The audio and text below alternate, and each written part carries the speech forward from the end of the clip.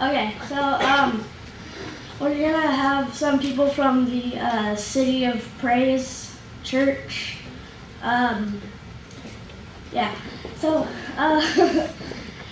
there is part of the City of Praise worship team. Wendy, my mom, Kathy, my piano teacher, and Ray, my stepdad. So, and then helping them out will be Crystal, Lynette, Hannah, Imani,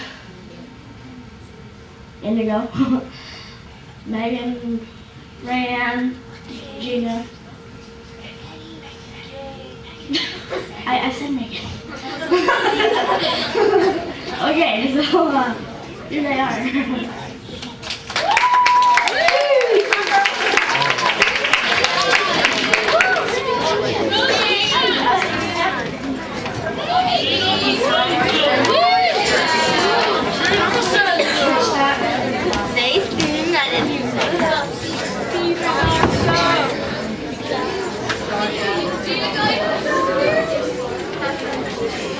Good morning, everyone.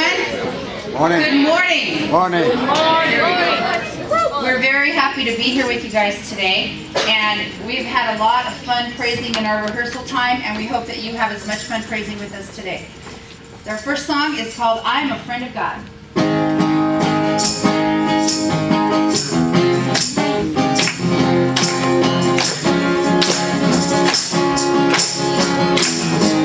Yeah, there it is.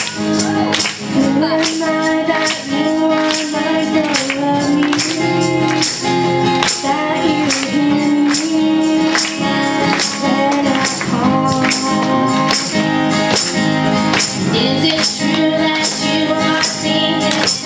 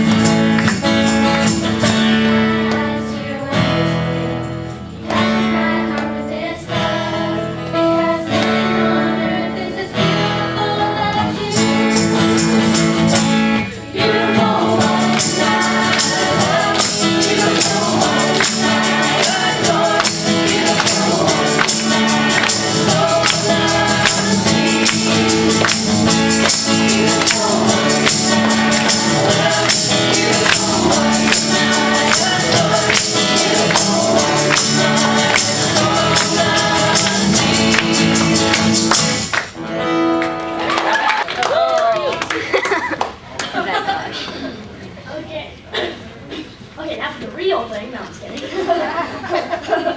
Okay, now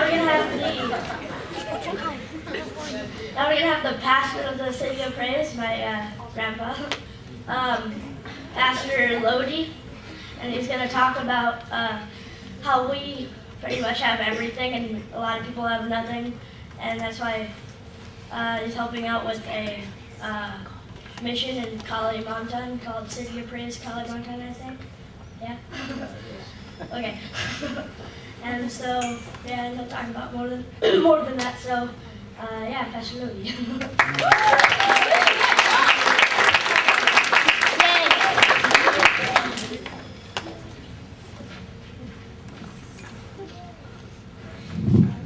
First of all, shalom. I can't hear shalom. What is that? Shalom. Hey, okay, you're awake, right? Okay. You know, I came here for a special purpose, to tell you how blessed you really are. Okay? But first of all, I wanted to thank my grandson Joshua Bartlett, who actually done this whole thing with Mrs. Barton, and also Ray, my daughter, and the rest of the crew, and all of the kids that I know. Many of you I know because you're always swimming in my pool, right, for the last 4 or 5 years. But anyway, you know, you are really lucky children. You have this great America. You have great parents. You have a great school. Yet all of this you take for granted. You know that? You take this for granted. You do not actually know. That is the whole makeup of America. America has everything. The problem is we do not know anymore between black and white. It sort of gets fuzzy gray, you know, and everything just stands without any reason. You're here. What is the reason you're here? Do you really know why you're here? Let me tell you one. You're blessed. You're really blessed by God. I can tell you. Yeah? You know, in a few minutes I will show you a video of many kids that we have in Indonesia, hundreds of them, yes, because they're being shipped to Saudi Arabia, shipped to many places. So if you could understand that, you'll be on your knees all day thanking God for what you have. The parents that you have, these kids have nothing at all, you see. So what do they have? Well, they have us, yeah. The future is their future is in our hand. But let me tell you one thing, the future is in your hand. But you see, before I show you the 15 minutes video clip, I'd like to tell you about myself, very short, so listen very careful, we don't have much time, okay? My name is Pastor Lodi de Ridder. My last name is Dutch. I'm actually from Holland, but I was born in Indonesia. Okay? I worked very, very, very hard all my life, became an American citizen. I was here when I was 20 years old, worked very hard, went to school, did this and that, became an engineer. One day, I was in our office in Israel, because we have offices mostly all over the world. There came a time that I couldn't do anything, because it was Yom Kippur in Israel. And Yom Kippur, everybody, nobody wants to work, you know. Even Israel don't even know what Yom Kippur means, okay? But never mind, they're all off and they didn't want to work. So I had to make a choice, go back to California or stay there. So I stayed there. My brother that lived in Holland, he came, okay? And I was with my secretary that is in Taiwan, because my head office is actually in China. So, I don't want to make it too complicated, but anyway, they asked me to show them around since I'm there 9 years in Israel. 9 years, I've been in 9 years in Israel, it's a long time. Okay? So I know all of the places. So I took them here, I took them there, where this Jesus was. I didn't even know who this Jesus was. You know, I said, oh my God. But anyway, here's where he walked. And so we came to a place, the Sermon of the Mount. Do you remember the Sermon of the Mount? Yeah? Okay. Well, the Sermon of the Mount is a place which is a high place with a ram down like this, okay, and going into the Sea of Galilee. To the left of it is Capernaum in English, or Capernaum in Hebrew. Okay, so we went up there and I showed them where Jesus stood and spoke. And there's a big tree up there. I stood under the tree and I looked and I said, hello, hello, and the thing went, ooh, ooh, ooh. The problem was there were no people. You know what there were? banana trees. Yeah, Chiquita Banana. Yeah, the Sermon about Chiquita Banana, it's called that. Yes, the hill of bananas. I mean, millions and millions of banana trees. I never see them. They're very smart, those Israeli people, right on the dirt. Bananas grow, unbelievable. But anyway, when I came up there, I seen 3 buses stop. 3 buses, big Mercedes-Benz buses. I looked inside, and there were passengers in there. 100 passengers in each bus. So they came and made a lot of noise. They're from Italy, you know, Italian people make a lot of noise, you know. So they come. So I went up there, I make a lot of noise too, you know. So I went up there, and here was this guy, this Jewish guy, a little guy, you know, with no hair, and he had a big horn to speak. And I asked him, can I join your team? You know, to listen what you have to say about this place, because I like to know too. Okay? So he said, of course, you can stand up there. So I stood up there. So he had this big microphone, and this is what he said. He said, and this is the place where this Jesus used to stand talking to all of these dumb people because nobody wanted to listen to him. And oh my God, you know. Then something happened in me. I heard a voice. I heard someone talking to me. I heard somebody hitting me with a baseball bat and said to protect my name. So I went up there and I said, I grabbed him and I went, bang. I said, don't you ever speak like that about my friend again. And they thought, gee, this guy is crazy. You know, I had to run with 300 of those Italians. I'm scared because they throw meatballs and spaghetti. So I was out of there, man. That's it. So for 5 days, I was contemplating, wow, who was speaking to me? Was that this Jesus they were speaking about? The Jesus that I really didn't know? Remember, I was 47 years old. Some of you are much, much luckier than I am. You know Christ now. The beginning is now. My beginning was 47 years old, so I got to run, and I got to speak so fast because I'm running out of time. I'm almost 70 years old, you see. So you have an advantage. I want you to take care of that advantage now, today. Based on the story that I'm telling you. Because otherwise time will run out for you as it is running out for me. So anyway, after 5 days, I thought about myself, this is just a, you know, I wrote it off as maybe some kind of disturbance in my mind, my emotions going wild and all of that. And so I told my brother, my sister, my secretary, why don't we go to the sea of the Dead Sea, which is called Yam HaMelach. So we went up there, spent the day up there, and I forgot all about this Jesus thing and all of that. So we went to Eilat. Now Eilat is on the southern part of Israel. There is a city called Eilat. It's like Las Vegas. Yeah, everybody goes up there. Oh my, you should see a lot of sin up there. So I have been there, and I have peeked up there. I looked at all the girls, but yeah, I didn't know Christ. That's okay. I was much younger then, you know. So I said, hey, let's go up there. I know this place with all these girls on the beach. They're from Sweden, they're from Holland, you know. And I don't know what they're wearing, but they're not banana leaves. But anyway. All right, it's a true story. Listen. So, we had a little tiny car, a Mazda, a blue Mazda. We rented, I think, I don't know, $20 a day or whatever. So I drove the thing, and we have a 3-hour ride from Arad, the city of Arad, going to Eilat, through the desert of Sin. The desert of Sin is a desert that is really of sin, I tell you. It's bloody hot, about 124, 130 degrees. Many people die just on the road. So we had to go through there, and my brother is making fuss about my secretary that is so small, and that his eye goes like this, and he says, your eyes are so small. I said, of course, he's Chinese, you know. He said, what can you see? What can you see? Can you drive? So Teresa takes the keys from me. I'm going to show you, brother, I'm going to drive. So I said, okay, you drive for 1 hour. I will drive 1 hour. He will drive 1 hour. So you go drive, and I'll just fall asleep for a few minutes.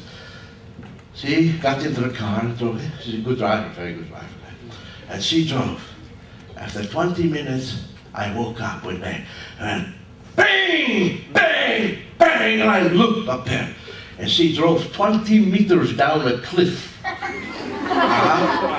Don't laugh, she died. She died right on the spot. Brain spread all over. Yeah. So I was wondering what happened. My legs were in 9 pieces, broken arm, 5 ribs broken, my sternum in hand, and this one broken hand. It took me 14 months in a wheelchair. I went all over the world with my son Marvin, with 2 telephones, trying to run my business. Can you imagine? But let me tell you one thing where the story ends. When I was in the car, my brother took me out of the window, pulled me out, and then my leg got stuck in there because my leg was off. I didn't know. There was no pain at all until 5 minutes later when it was whoop, whoop, whoop, all the pain came. Huh? But anyway, then I looked on top, there was this mountain going up a highway, and people were coming down. About like 30 would say, oh my, these must be the Bedouins from this area, because it was very close to Jordania. At that time, there were tanks up there, they were still fighting Jordan. Yeah, they're always fighting there. Anyway, so when I looked, I couldn't see, because see my head here? A piece of bone stuck out, and my whole eyes were all blue and red from blood. I couldn't see anything. Then I felt someone with big hands, very nice soft head, holding my head, and said in Aramaic, "Can I pray for you to my Father in heaven?" Or maybe she says, "To your Father." I forgot exactly what it was. I didn't understand that well. It's old Aramaic. I do speak Hebrew, not all that well. I used to. But anyway, so when she said that, I said, yes, yeah? And in fact, I asked her, I said, Toda Rabah. And so she prayed for me. And then she went like this with her hand, boom. And my eyes were just beautiful, real nice. I could see her, and she had the thing on like this, like the Bedouins had. Very old kind of clothes, but very new. 31 people up there holding a carpet over me. Yeah? Until then, the helicopters came. The military came because of this accident. Yeah? And they only radioed the one dead, and I'm almost to die. Right? So they came with the special helicopters to pick us up, to take us to the hospital. Yeah? And so when they picked me up, the people left. I seen them go up. I told my brother, hey, you know, Peter, he said, go up there, go to this lady or this man or whatever it was a kind of tall guy, you know, or tall lady, spoke like a lady, you know, and I said, get their address so that I can send a nice thing, you know, thank you very much. You know what Peter told me? He said, you're a little crazy, there ain't nobody here. You see? So, who then was it that prayed for me? See? That's the question. Some people say that those were angels. I do not know. But I'll leave this up to you to figure out what it was. But let me tell you one thing. After that, I really start to listen to God. See? The message is that you should listen to God now. Don't wait until God says with a baseball bat and hit your head almost off. Because if He wants you, let me tell you, He wants every one of you. I guarantee that. And some of you have a special task. It's your responsibility to know this task and do this task in the kingdom of God. As I'm doing now. Well, I'm only 70 years old. You see? So you have a long way to go. I have not much to go anymore. The timing is as such that I have 2 more minutes left. Yeah, so that was pretty good, you know. But you see, the accident that I had really told me the story from that God really wanted me. Well, who is this God? I still didn't know. I went to school. I went to Fuller Seminary for many, many years. Got a degree in theology. Then I started to find out who Jesus really was. The story goes on and on and on, because you see, to convert, to say, yes, Lord Jesus, I love you and I'm part of you, it's not just in 1 second or 5 minutes. It's sometimes a lifetime course. It takes a long time. But you see, that is why Paul had said, who can be holy? You know, he called us hagios, but hagios translated means saved. That means on the way to holiness. And that is what you are. You're on the way. Where are you? See? And don't ever lose track of that as to where you are. Now I'm going to show you a movie from what we have in Indonesia. All of these kids that we have that have nothing, totally nothing. All they have is you. All they have is me. All they have is our church. And their future is in our hand. Right? So after this, we have some envelopes up there that I want you to give to your parents. A very, very nice write-up about what I just told you, the story, except it's an elaborate thing. There you see the whole thing of it. There's some pictures about Indonesia and about the children, okay? And then there's a question mark there. Okay? So I want to give that to your parents. It's very nice. It's not asking for anything, but it is really giving them a message. Okay? That they should also get up and support you even more after they read the letter. They will be more supportive of you. Because you see, the future is waiting for you. Yeah? Can you imagine? In a few years up there, you will have Joshua Bartlett, the President of America. or maybe the other Josh. Where's the other Josh? Yeah. Hey, there, right, okay. Yeah, that can be. This is just, yes, it is not a dream. But you see, the mission starts with a dream. If you have no dream, you got nothing. So once you have a dream, as Habakkuk says, get on the rampart, speak to God, okay? Have Him show you what the dream is. You will see a mission. And once you see a mission, you will know. I mean, a vision, then you know what your mission is. But until that time, you're just spinning around.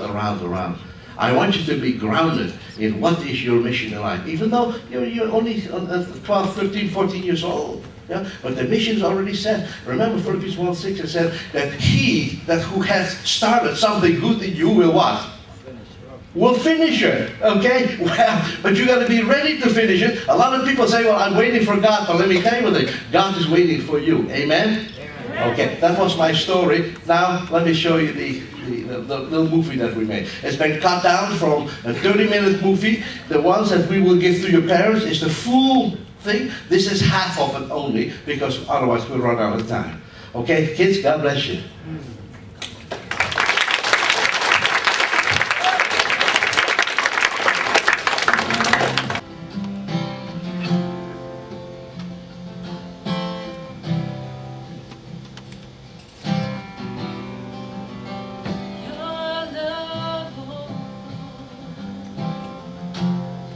Reaches to the heaven.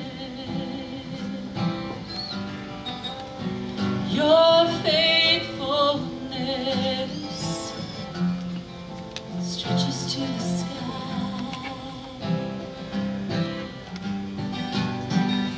Your righteousness is like the mighty mountains. Justice flows like the ocean's tide.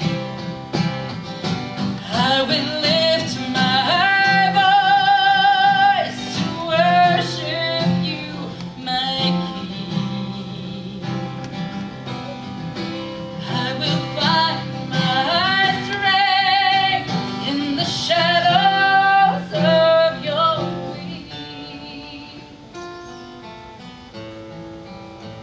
Your love